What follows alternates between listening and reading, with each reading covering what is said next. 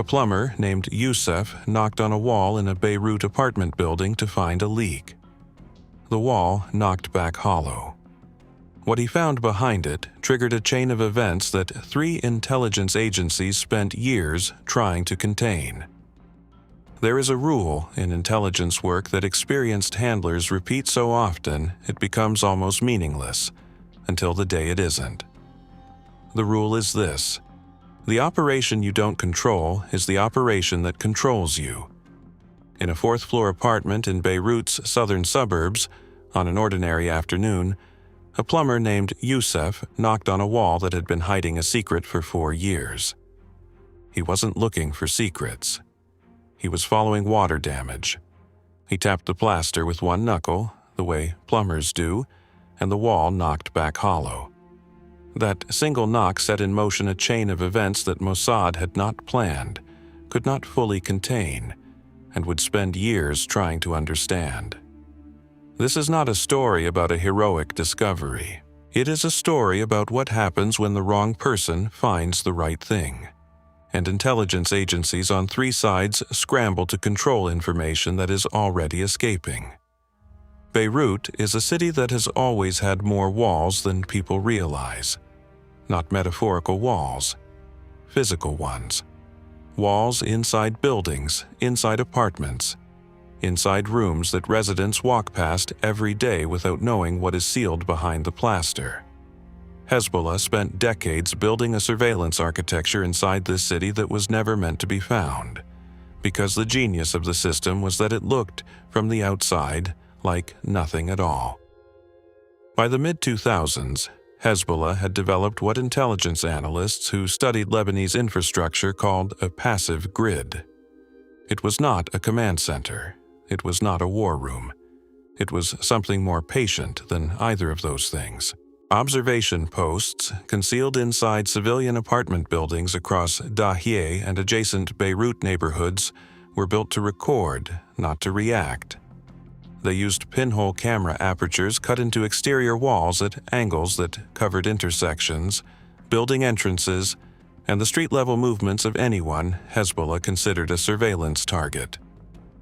The posts were powered by secondary battery arrays wired quietly into each building's main electrical feed. They transmitted data in short, randomized bursts, deliberately irregular timing, specifically calibrated to avoid triggering the signal's intelligence sweeps that foreign agencies ran continuously across the city. These were not rooms anyone entered regularly. They were rooms that simply kept watching, month after month, whether anyone was paying attention or not. Now enter Karim. His real name is not Karim. His real name has never been published, and it will not appear in this account.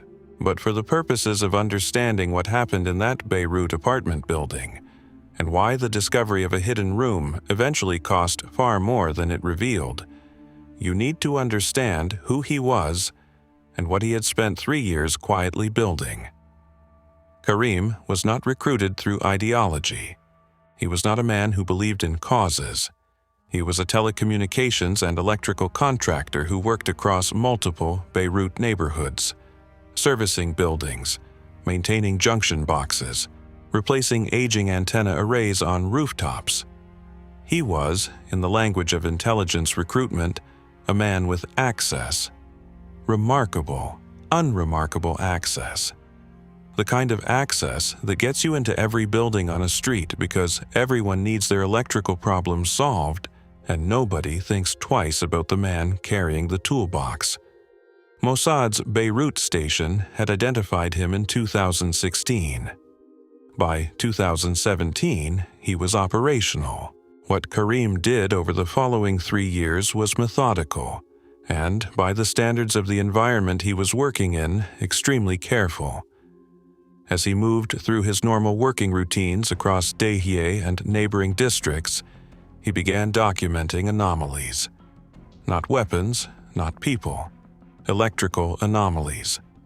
Unexplained secondary power draws in buildings where the official blueprints showed no secondary systems.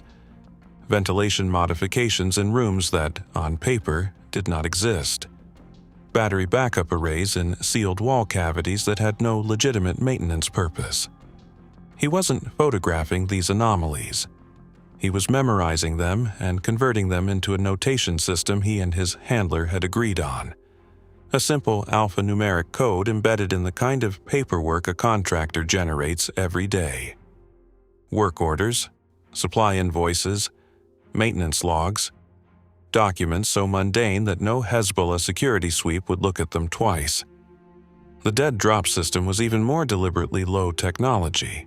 A marked cigarette pack left at a specific market stall in a neighborhood Karim visited regularly for work supplies. A chalk mark on a parking barrier near a building he serviced. Physical signals. No digital trace. No encrypted messages that could be harvested by the surveillance network's blanket monitoring Beirut's communications environment. For 3 years, this system worked without a single detected breach. By 2020, Karim had documented electrical anomalies consistent with hidden infrastructure in 12 separate buildings. His handler, a Mossad case officer operating undercover through a regional business front, whom we will refer to only as Handler Aleph, had compiled these reports into a targeting map that represented, potentially, the most detailed non-satellite intelligence picture of Hezbollah's passive surveillance grid that any foreign agency had ever assembled. It was incomplete. It was inferential. Karim was reading electrical signatures, not opening walls, but it pointed to something real. The question that Handler Aleph's station kept returning to was how to verify it. How do you confirm that what Karim's anomaly reports are describing actually matches the physical reality behind those walls, without sending anyone into those buildings in a way that triggers the exact security apparatus you are trying to map? That question was still unresolved in the spring of the year Yusuf, the plumber, showed up at a 4th-floor apartment to investigate a water stain. The building was on Karim's list. It was listed as Site 7. The electrical anomaly Karim had documented there 18 months earlier was consistent with a secondary battery system and a possible ventilation modification on the exterior wall facing the main street intersection below. It was one of the more specific entries in the entire data set. Enough specificity that Handler Aleph had flagged it internally as a potential priority verification target, meaning if any of these sites was ever going to be confirmed through means other than Karim's indirect observations, Site 7 was the candidate most likely to reward closer attention. Nobody had figured out how to act on that flag. It sat in an internal assessment, unresolved. And then a pipe behind that wall began to leak. Water damage in Beirut's older apartment buildings is not unusual. Buildings constructed in the decades before the Civil War have aging pipe infrastructure that fails incrementally. A slow seep here, a damp patch there. The residents on the 4th floor of Site 7 had watched a water stain spread down their interior wall over several weeks before they called for help. Yusuf had been maintaining this building's plumbing for over a decade. He arrived the same afternoon they called. He examined the wall, estimated the leak's origin point, and did what plumbers do. He tapped the plaster to identify the cavity behind it and determine where he needed to cut. The wall knocked back hollow in a way that did not match any pipe routing he knew. He tapped again, same response. Hollow, but dense, the resonance of a space that contained something, not just air. This was not, to Yusuf, a moment of revelation. It was a professional puzzle. He had encountered bricked-up doorways before, old partition modifications, structural changes that predated his knowledge of the building. He assumed this was something similar. He marked the wall, retrieved a cutting tool, and opened it. What he found stopped him completely. Behind 14 centimeters of plaster and a false brick facing, sealed tight, professionally finished, indistinguishable from a solid wall unless you were standing inside it with a flashlight, was a narrow space running roughly 2 meters wide and 1.5 meters deep. It was ventilated. It was powered. Two camera housings faced outward through apertures cut into the building's exterior facade at street level, invisible from outside because they were fitted flush with the exterior texture of the wall. A recording unit was running. A transmission module was connected to it, and on a shelf bolted to the interior frame were hard drives, multiple drives, labeled in a notation Youssef did not recognize, that were still active. The red indicator light on the recording unit was still blinking. Youssef stood in the doorway of someone else's secret and made the only decision available to a man in his position. He left the wall open, walked downstairs, and called his landlord. What happened in the next 36 hours would determine whether this discovery became an intelligence opportunity or an intelligence catastrophe. The answer, it turned out, was both. The landlord's name does not matter. What matters is who he called. In Beirut, information about something you don't understand travels along trust networks, not official ones. You don't call a government office. You call the person who has handled complicated situations before. The landlord made 2 calls in the first hour. The second call reached a man connected, loosely and informally, to Lebanese internal security. Not an officer, not an official, but someone adjacent to that world in the way that many people in Beirut's older neighborhoods exist adjacent to multiple worlds simultaneously. That man called a contact inside ISF. The ISF contact sent a technical team to the building the following morning, under a cover reason that satisfied the other residents.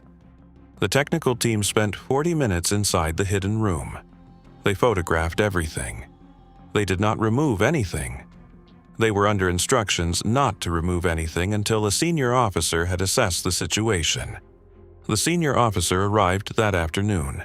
He understood immediately what he was looking at. And he understood that what he was looking at was not something Lebanese internal security should handle alone, or loudly, or quickly. He made a call of his own. Handler Aleph received a message through the back channel at 11:40 that evening. It contained 3 words and a grid reference. The grid reference corresponded exactly to Site 7 on Karim's anomaly map. Handler Aleph sat with that message for a long time before responding. What he was holding was the confirmation that 18 months of unresolved assessment had been waiting for. Site 7 was real. The electrical anomaly Karim had documented was not a secondary battery system for a generator or a legacy construction artifact. It was an active Hezbollah surveillance post. Operational, intact, still running. This was, by any standard measurement, a significant intelligence development. It was also immediately a problem, because the moment Handler Aleph confirmed receipt and began planning next steps, the clock started on something that could not be paused. The wall was open. The landlord knew. The ISF technical team knew. The senior officer knew. The back channel contact knew. That was already 5 people outside Mossad's operational control who had direct knowledge of a compromised Hezbollah asset in a city where Hezbollah's security apparatus was embedded at every level of civil society, including, historically, portions of Lebanese internal security itself.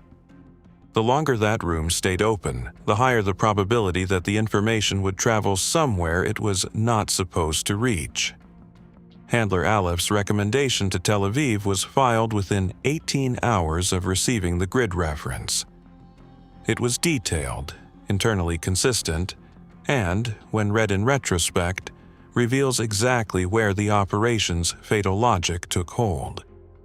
The recommendation was to restore the wall, seal the room, repair the plaster, make it look as though Youssef had found a hollow cavity, determined it was a structural artifact, and filled it with concrete.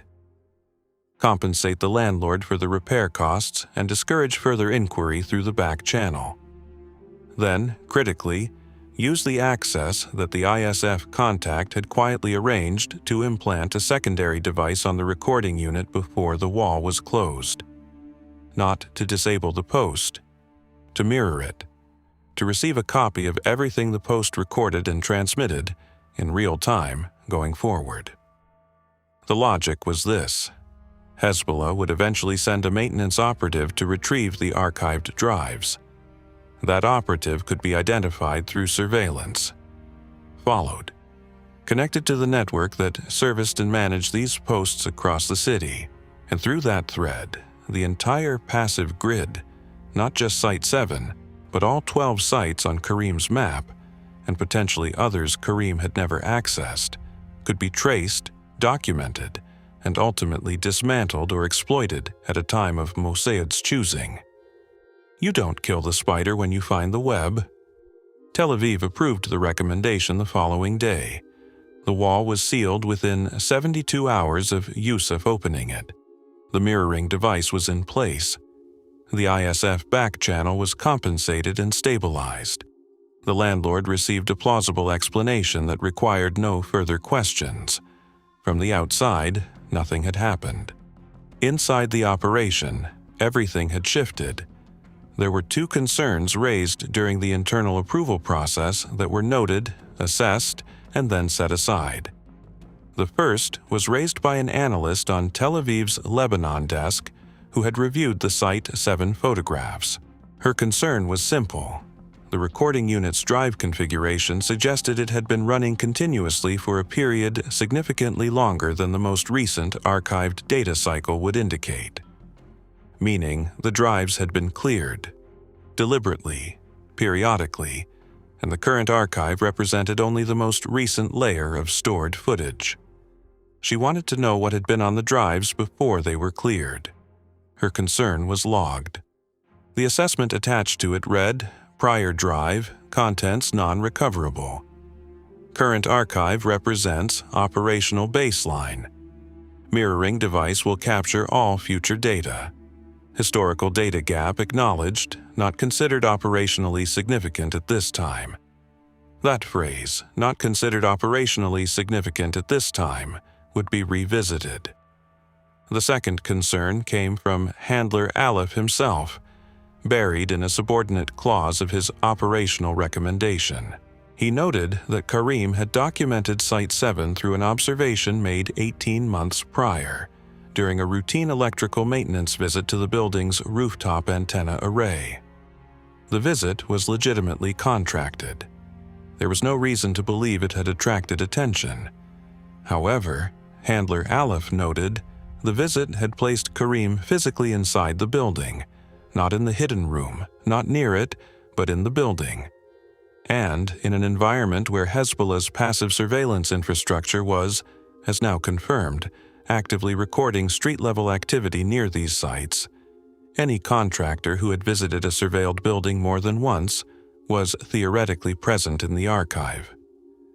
The recommendation Handler Aleph attached to this concern was to conduct a precautionary review of Karim's movements relative to all 12 documented sites before proceeding further. Tel Aviv's response authorized the mirroring operation without the precautionary review. The review was deferred pending a fuller analysis of the Site 7 archive, which the mirroring device would now provide in real time. The operation moved forward. Karim was not informed that his primary site of intelligence value had been physically compromised, sealed, and converted into a Mossad monitoring platform. He continued his routines, his dead drops, his chalk marks, his marked cigarette packs at the market stall. 11 days after the wall was sealed, Tel Aviv's analysis team completed their review of the archived footage recovered from Site 7 before the mirroring device was installed. This is the moment where the shape of the operation changes. Not dramatically, not with any single devastating revelation. It changes the way water changes the shape of a wall, slowly, invisibly, and then all at once. The archived footage covered a 14-month period. The post had recorded continuously every vehicle, every pedestrian, every pattern of movement at the intersection below. The analysts processed it in segments, looking for surveillance targets. They were looking for evidence that Hezbollah had been monitoring known Mossad-connected locations or individuals. What they found, on the 7th day of analysis, was a cafe. The cafe sat on the southern edge of the intersection the Post had been watching. It was a normal establishment, regulars, foot traffic. Nothing distinguished it from 100 other Beirut cafes. The analysts flagged it not because of what happened there, but because of a metadata anomaly. The Post's transmission logs, the time-stamped record of every short burst signal sent from the room to Hezbollah's receiving infrastructure, showed a pattern. Transmissions had occurred within a 6-hour window following 3 specific dates in the archived period. On those same 3 dates, the footage showed a man sitting alone at the cafe's exterior seating, buying coffee, leaving. Nothing exchanged. No meetings. No visible contact with anyone. The man was Karim. The analysts pulled his file, cross-referenced his contractor schedule. The cafe visits aligned with dates when Karim had been working in the building for legitimate contracted maintenance, the same visits that had generated Mossad's anomaly reports. He had stopped for coffee on his way back, 3 times in 14 months. The transmission pattern could mean nothing. Short burst transmissions were randomized. The 6-hour correlation could be coincidental. No intelligence assessment treats correlation as confirmation. But it also could not be dismissed, because what the correlation suggested, what it raised as an unresolved question that the operation's entire forward logic now depended on answering. Was this? Had Hezbollah been watching the cafe? Or had Hezbollah been watching Karim? And if the answer was the second option, if Karim was not an unknown pattern in their archive but an identified or partially identified flag in their security files, then the decision to seal that wall and continue the operation had not secured anything. It had simply told Hezbollah that someone had found their post, quietly, and decided not to make a sound about it, which told them something else entirely. Handler Aleph received the analysis on day 11. The maintenance operative sent to retrieve Site 7's drives was expected within a window of 2 to 3 weeks. There was still time to extract Karim. There was still time to close the operation cleanly, accept a partial loss, and protect the asset that had built the entire intelligence picture in the first place. There was still time. The question was whether Handler Aleph believed there was still time, or whether he believed the correlation was coincidental, the transmission pattern was noise, and the operation's architecture was sound enough to hold for 2 more weeks. He filed his assessment at 11:55 p.m. He chose to continue. The maintenance operative arrived on day 16. Not in the way Handler Aleph had expected. The operational assumption, built into the approval framework, baked into the timelines, repeated in every internal brief, was that Hezbollah's maintenance cycle for a post like Site 7 would follow the pattern documented in the 2 comparable posts that Western agencies had previously identified in Lebanon. Those posts had been serviced by a single operative arriving alone, on foot, during morning hours, using a building entry method consistent with a legitimate resident or contractor. The operative who came to Site 7 arrived in the early evening. He came with a second man. They used a vehicle. This was the first thing that did not match the model. Handler Aleph was monitoring through the mirroring feed when they arrived. He noted the deviation. He logged it. He did not treat it as an abort trigger, because the operational parameters he had filed defined an abort trigger as evidence of counter-surveillance awareness, meaning Hezbollah operatives behaving as though they knew they were being watched. 2 men arriving by vehicle was irregular, but it was not, in Handler Aleph's assessment, evidence of awareness. He continued watching. The 2 men entered the building. They went to the 4th floor. They spent 19 minutes inside the sealed room, longer than the estimated extraction time for the drives. The mirroring device recorded everything they did. They removed the drives methodically. They inspected the room's power connections. They checked the ventilation apertures, and then one of them did something that was not in any maintenance protocol Handler Alef's team had modeled. He ran his hand along the interior wall of the sealed room, the newly plastered section, the repair. He stopped. He pressed his palm flat against the fresh plaster. He said something to the second man that the audio component of the mirroring device captured but could not fully resolve. A fragment, low voice, ambient interference from the building's electrical system. The second man looked at the repair. He took out a phone. He photographed it. They left 4 minutes later. Handler Alef had been watching all of this in real time. He sat with the feed for 11 minutes after they left before sending anything to Tel Aviv. 11 minutes is a long time to sit with something you cannot fully interpret. The photograph of the fresh plaster was either routine, a maintenance log, standard documentation of the room's condition for Hezbollah's own records, or it was something else. It was either a man noting that the building had recently had plumbing work done, which was documented and explainable, or it was a man noting that the wall had been opened and resealed by someone who knew what was behind it. The mirroring device could not tell Handler Alef which of those interpretations was correct. Only Hezbollah's internal response over the following days would do that. Handler Alef filed an assessment that called the photograph inconclusive. He recommended continuing the watch. He noted the deviation from expected protocol but assessed it as within normal operational variance. He did not recommend extraction. Tel Aviv concurred. This was the near abort that did not happen. For 5 days after the operative's visit, nothing moved. No secondary contact at the building.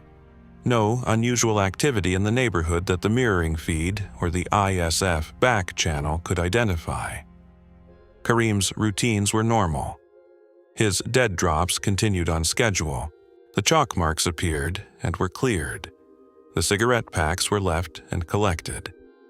On day 21, 5 days after the operative's visit, 21 days after the wall was first opened, Handler Alef filed a status report that contained language that, in retrospect, reads as the operation's most consequential document. The report assessed that the absence of counter-surveillance activity over the 5-day window following the maintenance visit indicated that Hezbollah had not detected the mirroring implant, had not identified the wall repair as externally motivated, and had not escalated internally in response to the Site 7 visit. It recommended transitioning to the next operational phase, using the identity of the 2 maintenance operatives now captured on the mirroring feed to begin network mapping. The report was accurate about what it could see. It was wrong about what it could not, because what Handler Alef's assessment did not account for, could not account for, because it was happening inside Hezbollah's internal security infrastructure with no external visibility, was that the photograph of the fresh plaster had already traveled up a chain that had nothing to do with the maintenance team that had taken it. Hezbollah's internal security reviewed it not as a maintenance log, but as a flag.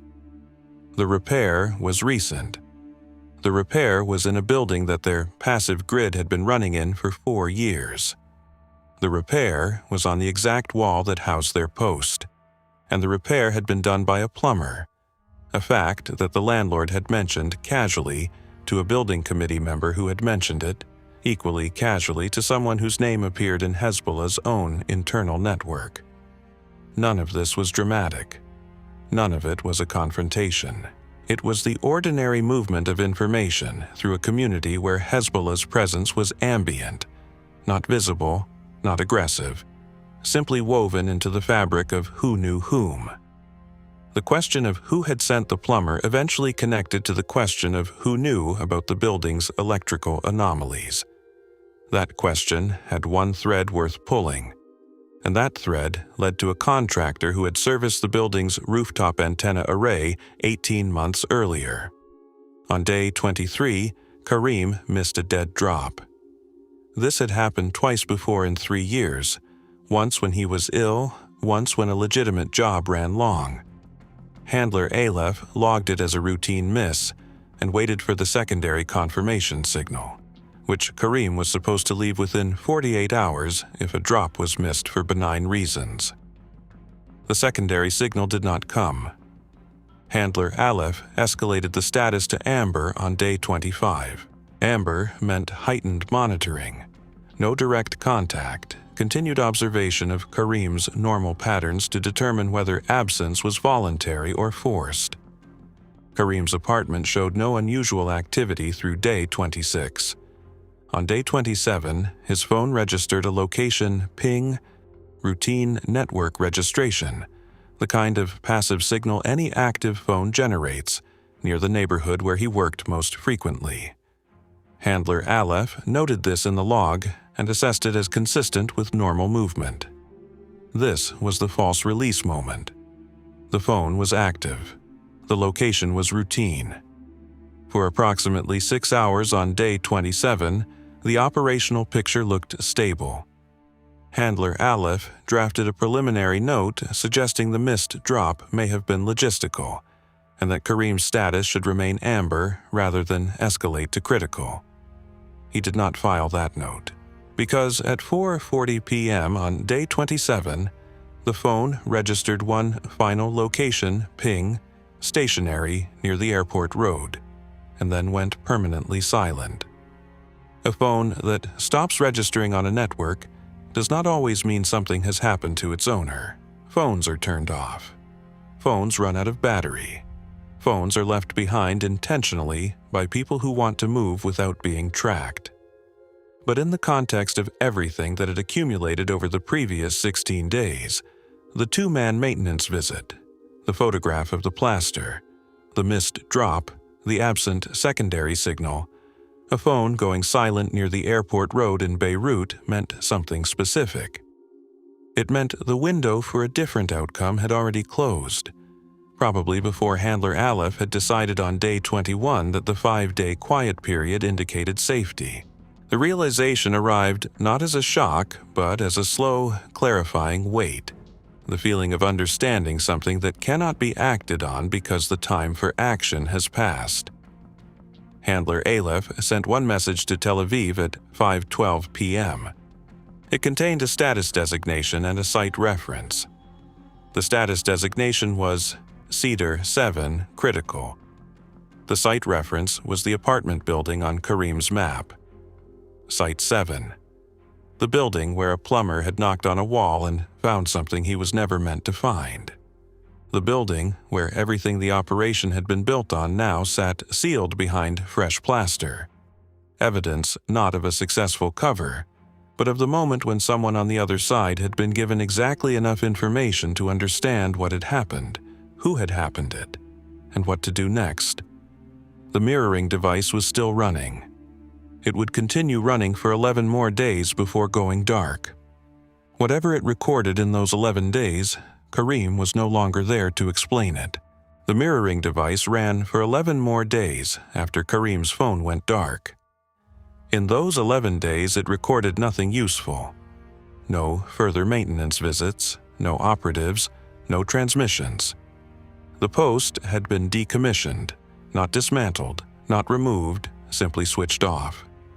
Hezbollah had stopped using Site 7 without explaining why, without removing the hardware, without doing anything that would confirm to an outside observer that they knew the room had been compromised. This was deliberate. Handler Aleph understood that immediately. When an intelligence service discovers a compromised asset, the visible response is almost never the real response.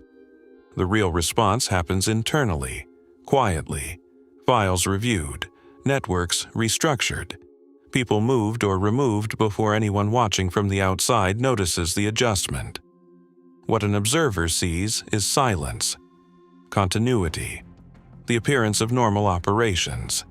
Site 7 going quiet was not a sign that Hezbollah was unaware of the compromise. It was a sign that they were handling it in the way organizations handle things they don't want to confirm they know.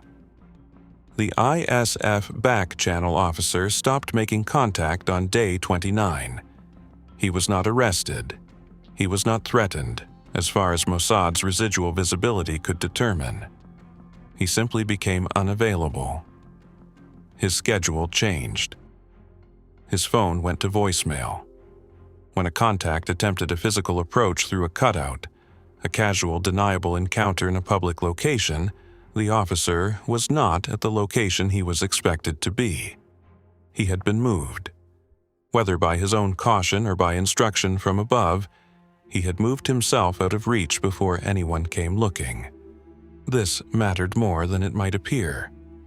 The back channel had been the operational seam between Mossad's activities and Lebanese institutional awareness of the Site 7 discovery.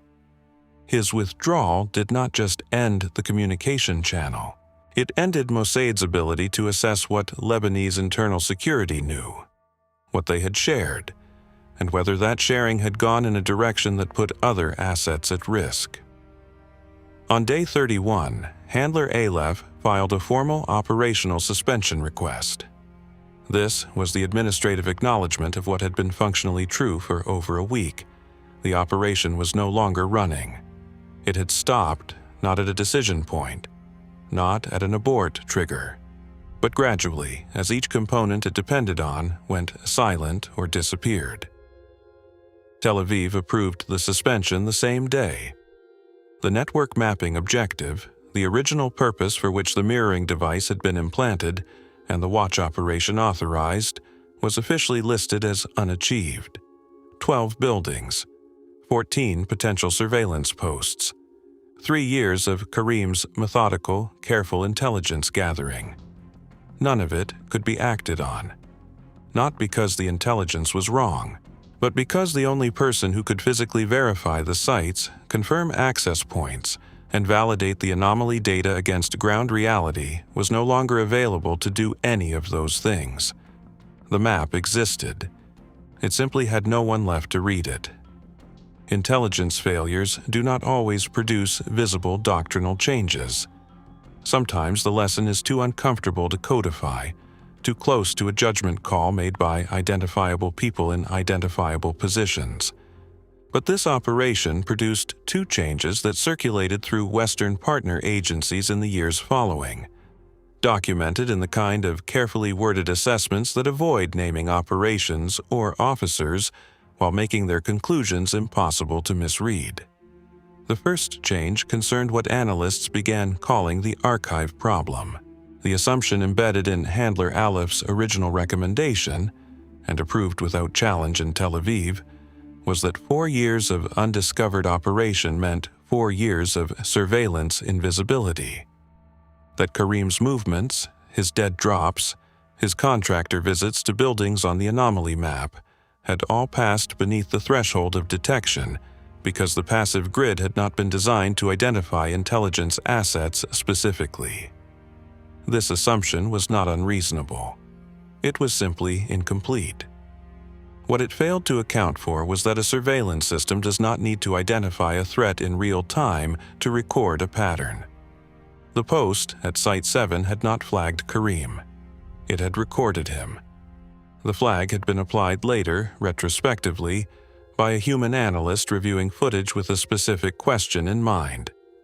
The system's intelligence value was not only in what it detected actively, it was in what it preserved passively, available to be interpreted whenever the right question was finally asked. The doctrinal revision that followed this recognition was procedural but significant. In any future operation involving a discovered enemy intelligence asset, full historical archive analysis, regardless of estimated completion time, becomes a mandatory precondition for any decision about what to do next. Not a parallel work stream. A precondition. Nothing moves until the archive is understood. Handler Aleph had recommended this review himself in his original submission. It had been deferred. The revised protocol removed deferral as an option.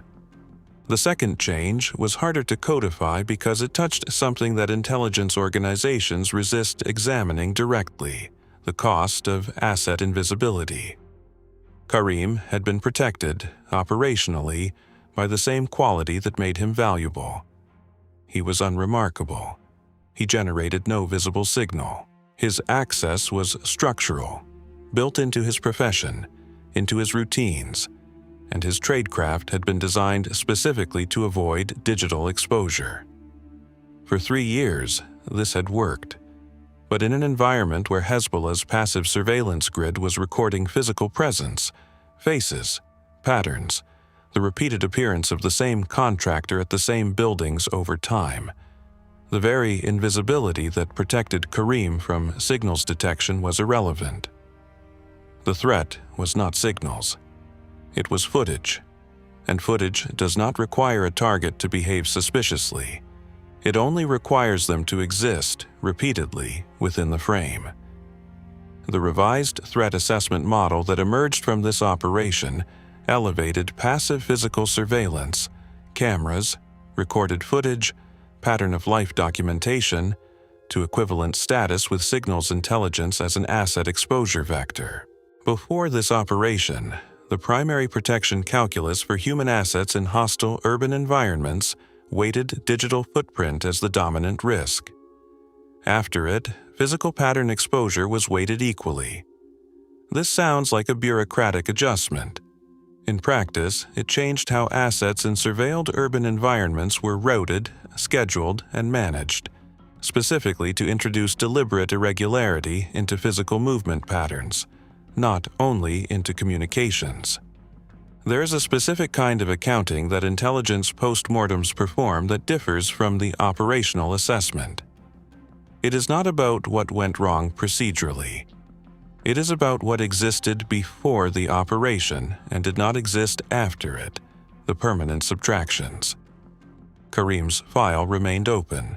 It remains open in the way that files for assets who disappear in hostile environments remain open. Not because there is any realistic expectation of resolution, but because closure requires confirmation that is almost never available in circumstances like his. His real name is not published. His family, if he had family, was not publicly connected to what happened. The network he built over 3 years, the anomaly map, the site documentation, the careful notations embedded in contractor paperwork, was archived and retained. It has intelligence value in theory. In practice, it is a record of what one man observed and what could not be confirmed before the confirmation became impossible. Handler Aleph was reassigned within the year. Not publicly. Not with any announcement that connected his reassignment to this operation. In intelligence organizations, the management of professional consequences for failed operations is itself an intelligence function, visible enough to acknowledge accountability, invisible enough to avoid confirming that a specific failure occurred. The ISF back channel that had made the initial tip possible, the informal, adjacency-based connection that had brought the Site 7 discovery to Mossad's attention within 36 hours of Youssef breaking open the wall, was effectively ended. Not formally terminated. Simply unavailable, in the way that networks built on personal trust become unavailable when the personal trust that built them is damaged by events that no one officially acknowledges. The plumber, Youssef, repaired the pipe. He filled the cavity with concrete. He submitted a standard work order and collected his fee. Whether he ever understood what was behind the wall he opened, only he knows. The apartment was rented to a new family several months later. The wall shows no sign of what it held. The building looks like every other building on that street, and the street looks like every other street in that part of Beirut. Ordinary, dense, continuous, watched. If this operation tells us anything that extends beyond Beirut, beyond Mossad, beyond the specific architecture of Hezbollah's passive grid, it is something about the nature of intelligence work that practitioners understand but rarely state directly. The city always knows more than you think it does. The question is never whether you are being watched. It is only whether whoever is watching has yet been asked the right question about what they have already seen. In this case, The right question was asked 11 days too late. Karim paid the cost of those 11 days. If this is the kind of story you want to go deeper on, the hidden infrastructure of Beirut, the networks that outlasted the war, the surveillance architecture still embedded inside the city's walls, this channel covers exactly that. Everything is already recorded. The only question is when someone decides to look.